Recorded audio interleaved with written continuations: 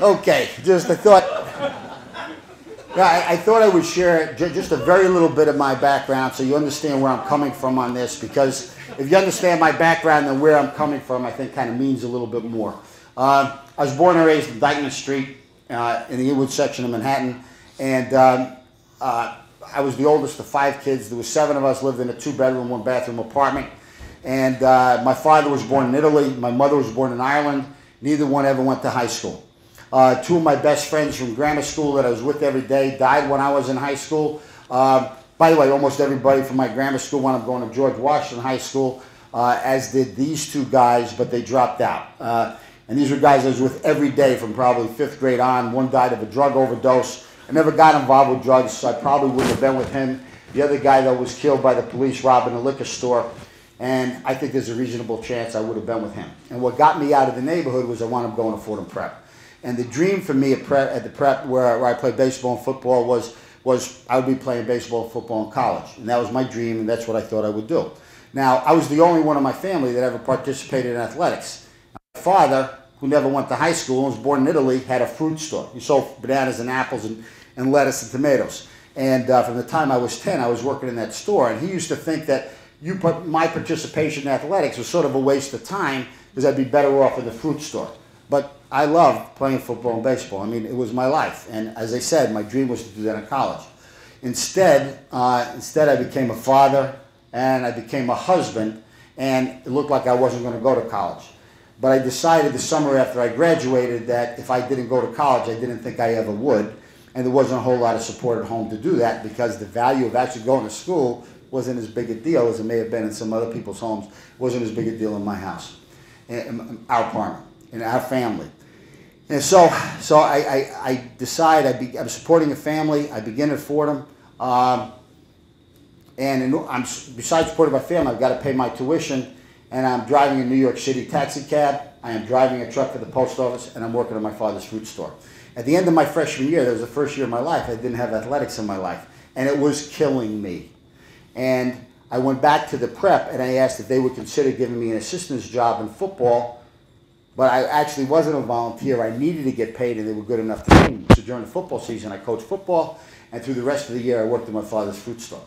When I graduated, I majored in economics, and I thought maybe, I didn't know what it was really, but I thought I might want to be an investment banker on Wall Street. But I loved the coaching so much that my wife and I discussed this at the time. We said that if I could get a head high school job upon graduation with 3 years of experience as an undergraduate, we'd begin a career in teaching and coaching. And at 22, I became the youngest head high school football coach to this day in the history of the state of Delaware. I wound up coaching for 16 years. The guy that coached me in football and baseball, I played for him 6 seasons, was a guy by the name of Joe Osowski. I'm sure many of you here tonight might know him or remember him. And I was captain of his football team and his baseball team, and I love the guy. And in my life, when I think about what I learned from him, my high school coach, and what I learned as a high school coach helped me be successful at the college level. And any success that I've had in the 23 years that I've been involved with business is because of what I learned from my high school coach and from what I learned when I was a high school coach. And I told you that, and this is part of the reason why I gave the background. I told you that my dad said, you know, this coach, when I told him I wanted to be a coach instead of go to Wall Street, he thought I was crazy.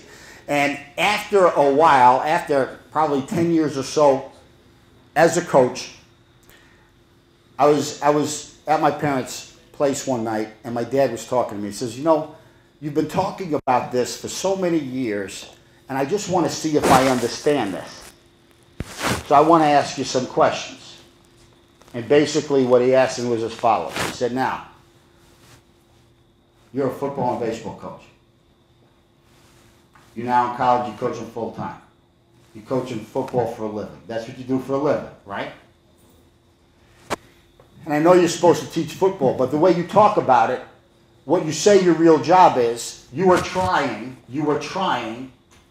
to kind of become, I think, the kid's father away from the family. If I understand this right, son, what you're trying to do is you're trying to teach them right from wrong. You're trying to get them to understand their own strengths and weaknesses. You're helping them to understand that if you're going to accomplish anything in life, you've got to be able to dedicate yourself to that and work as hard as you can to be the very best you can be, because the only place success comes before work is in the dictionary. Let me see if I have this right, Joe. You're trying to teach your kids to stand on their own 2 feet and accept responsibility and be wise enough to understand the consequences of your actions. You're trying to get them to understand right from wrong and their responsibilities in the different phases of their life. As sons, as brothers, as students, as athletes. Let me see if I understand this correctly. You're trying to get them to be able to understand how they should handle peer pressure and how they're supposed to make decisions when they're nowhere near you or their parents with regards to girls, alcohol, drugs, whatever it may be. You want them to have the guts to always do what they believe is right. You want them to understand what love is, but you're telling them that love without discipline doesn't quite work. You want them to understand what discipline is, but to tell them discipline without love doesn't quite work. And somehow, in your head, that leads to them understanding the commitment to the well-being of others and what it means to be part of a team and what it means to be part of a school and what it means to be part of a family and what it means to be part of society and what it means to represent your country or your community. Let me see if I understand this. This is what you're trying to get them to do. And let me ask one more thing. And you're trying to get them to understand this, and you get paid virtually jack, squat, nothing. He said, Joe, do I have this right? Is this what a coach does? And I said, Dad, this is what a great coach does. And he goes, why do you want to do that? He said, because I believe a great coach has an impact in helping a boy become a man and has an impact in people's lives. That's why coaches coach.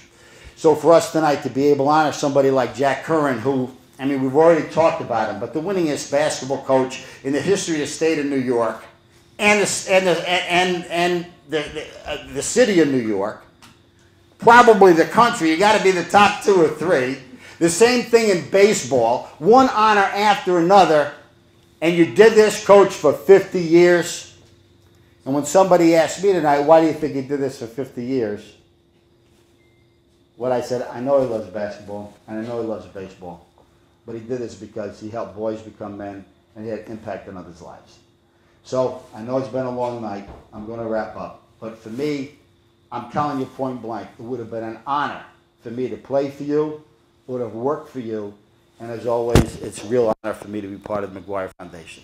Thank you very, very much for having me. Thank you.